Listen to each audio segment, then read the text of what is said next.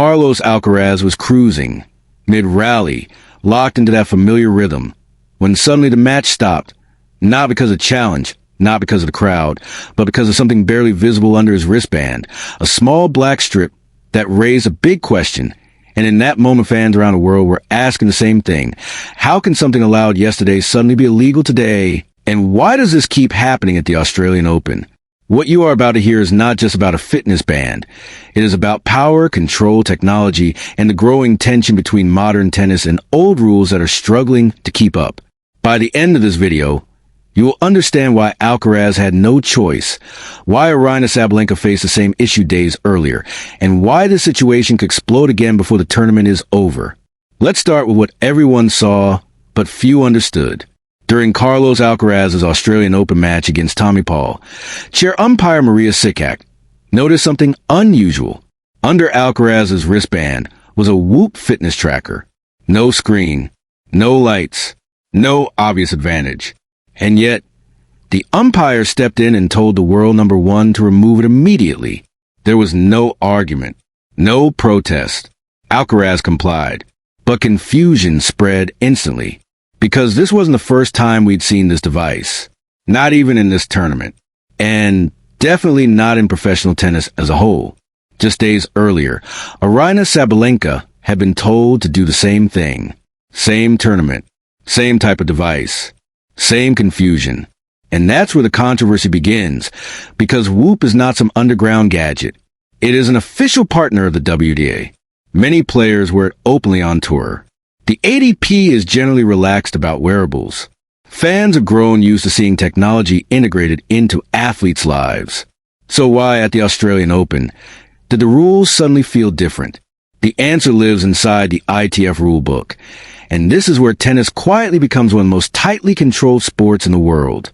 Grand Slams are not run by the ADP or the WTA. They are governed by the International Tennis Federation. And the ITF has a very specific, very strict category called Player Analysis Technology, often shortened to PAT.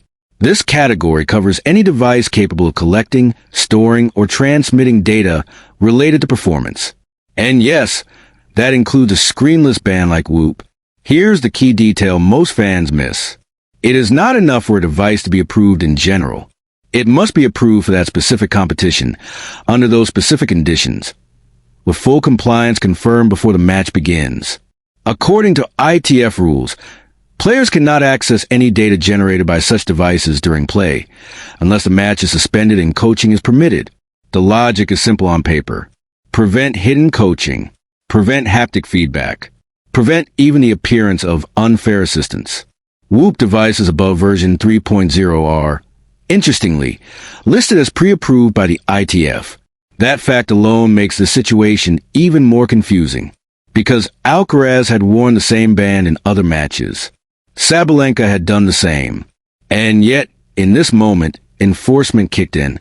This is where umpire discretion enters the conversation, and this is where tennis often struggles. Maria Sikak did exactly what the rules allow her to do. She saw a device that had not been clearly cleared for that match, worn in a way that was partially concealed, and she acted. From her perspective, this was not about punishment.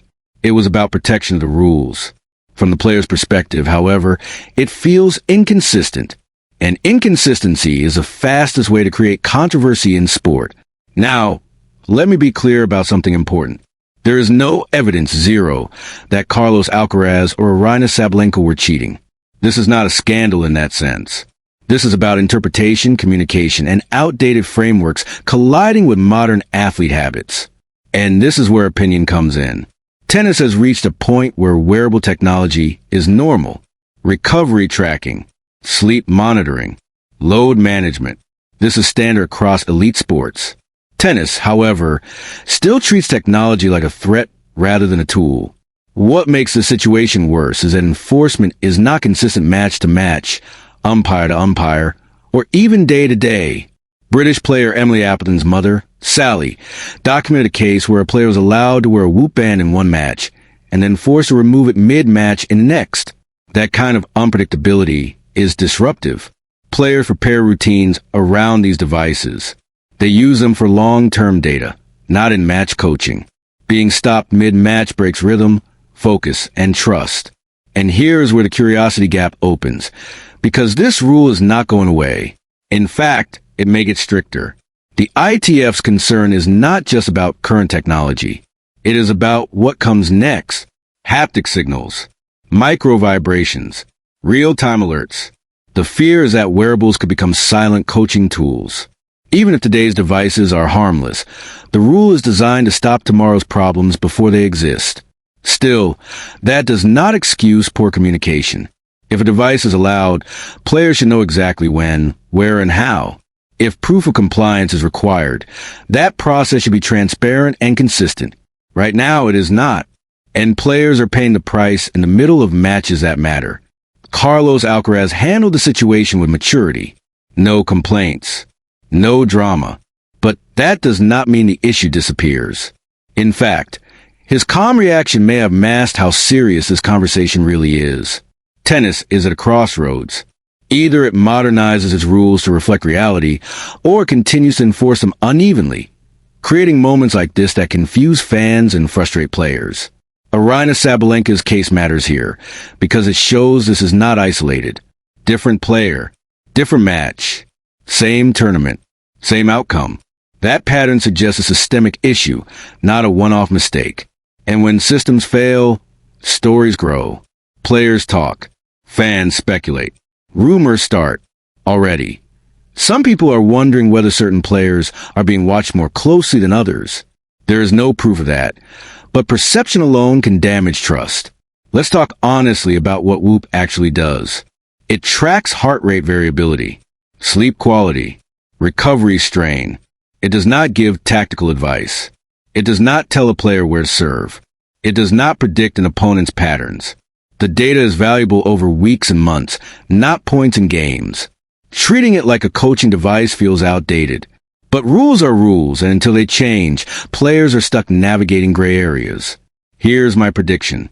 This will not be the last wearable incident at a Grand Slam. As technology becomes smaller and more integrated, umpires will face harder decisions. Players will push boundaries, sometimes unknowingly. And unless the ITF creates clearer, more modern guidelines, these moments will keep interrupting matches and headlines. So here's the question I want you to answer in the comments.